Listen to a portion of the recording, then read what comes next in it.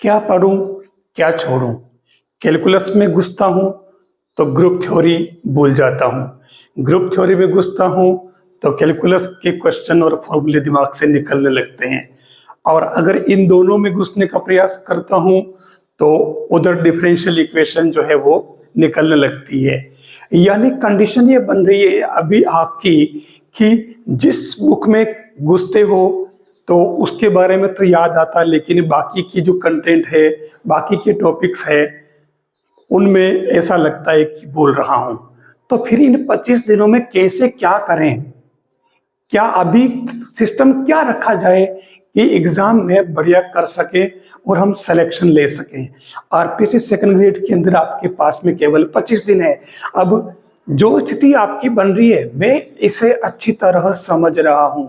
देखिए, अभी जब कंडीशन अगर ये बन रही है तो फिर करना क्या चाहिए? साथियों, मैं आपको बताना चाहूंगा कि जितने दिन बचे हैं, इन बचे हुए दिनों में आपको केवल फॉर्मूलों पर फोकस करना है। हर बुक के हर टॉपिक से जुड़े फॉर्मूले आप याद कीजिए, लिखिए, फॉर्मूलों को आप पढ़िए और उन फॉर्मूलों को अप्लाई कैसे करते हैं वो समझिए। जो जो फॉर्मूले आप याद करते हो, एक फिगर दिमाग में आना चाहिए कि इस फॉर्मूले से जुड़े क्वेश्चन किस टाइप के हो सकते हैं, वो किस तरह के क्वेश्चन पूछ सकता है। मैं एक छोटी सी बात बताना चाहूंगा आपको। जैसे अभी फर्स्ट ग्रेड में इसने एक क्वेश्चन पूछा कि कोई एक ग्रुप है जी, और उस ग्रुप में इसने लिखा था 1 2 3 4 5, और ये लेने के बाद में यहां +6 कुछ ऐसा ही दे रखा था। और फिर इसने कहा कि आपको 3 एलिमेंट है, इस 3 एलिमेंट के नॉर्मलाइजर का सेट बताना है। प्रश्न कैसा पूछ लिया, फॉर्मूले आप याद कर रहे हो, और इसने कहा कि 3 एलिमेंट जो है ना, इस 3 के नॉर्मलाइजर आपको निकालने थे। तो 3 के नॉर्मलाइजर निकालने का तरीका क्या होगा? अब नॉर्मलाइजर क्या होता? अब जैसे ही मैं थ्योरम याद दिलाऊंगा ग्रुप थ्योरी की, वैसे ही आपको याद आ जाएगा कि ग्रुप थ्योरी में नॉर्मलाइजर का जो फॉर्मूला था, एक थ्योरम थी, और वो थ्योरम थी ax equal to x a. मैंने शॉर्ट बता दिया, x such that x belongs to g, और इसमें a बिलोंग्स टू भी g था।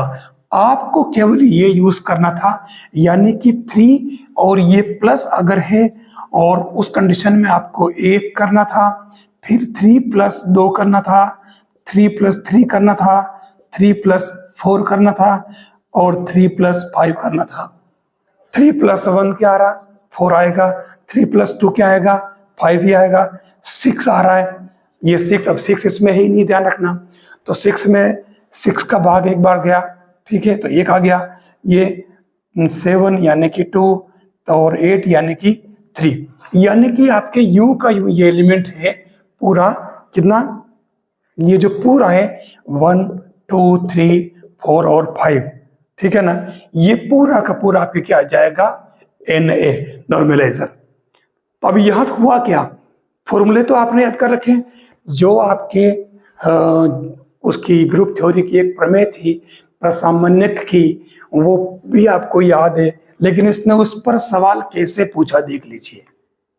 तो मैं बताना चाह रहा हूं कि फॉर्मूले तो याद कीजिए, थ्योरम याद कीजिए, थ्योरम समझिए, और उस थ्योरम से वो क्वेश्चन किस तरीके से बना सकता है, ये आपको उसमें उसके आसपास चलना है और आगे बढ़ जाना। किसी भी भारी भरकम मेजर क्वेश्चन को हाथ नहीं लगाना। भी जो क्वेश्चन नहीं आ रहा है उस क्वेश्चन को तुरंत साइड में करिए, सिंपल सिंपल क्वेश्चन कीजिए, उनके फॉर्मूलों को याद कीजिए, उनको अप्लाई कीजिए, आप एग्जाम में बहुत बढ़िया कर पाएंगे। भारी भरकम क्वेश्चन को बिल्कुल दूर करिए, और कम समय है तो कम समय में आप जितने ज्यादा चीजों को टच करेंगे, ज्यादा फॉर्मूलों और न्यूमेरिकल्स को, सवालों को टच करेंगे, देखेंगे, समझेंगे, उतना ज्यादा आप एग्जाम में कर पाएंगे। अगर आपने भारी भरकम क्वेश्चन में समय बर्बाद किया तो ये हमारे लिए बहुत ज्यादा हानिकारक होगा, ये आपको ध्यान रखना होगा। तो इसलिए जल्दी जल्दी करें और तुरंत एक बुक के फॉर्मूले देखें, फिर अगली वाली के पकड़े, फिर तीसरी चौथी, इस तरीके से एक दिन में कोशिश करें कि ज्यादा से ज्यादा कंटेंट को आप बार बार देखें, फॉर्मूलों को देखें और समझें, तो आप उसमें एग्जाम में बढ़िया कर पाएंगे। केवल एक बुक या एक टॉपिक को लेकर के 2-2 3-3 घंटे अगर बिगाड़ दिए, ये हमारे लिए बहुत ज्यादा नुकसानदेह होगा। मुझे पता है आप ऐसा नहीं करेंगे, आप बिल्कुल फटाफट काम करेंगे, मैं जैसा बता रहा हूं वैसा, क्योंकि आपको सिलेक्शन लेना है।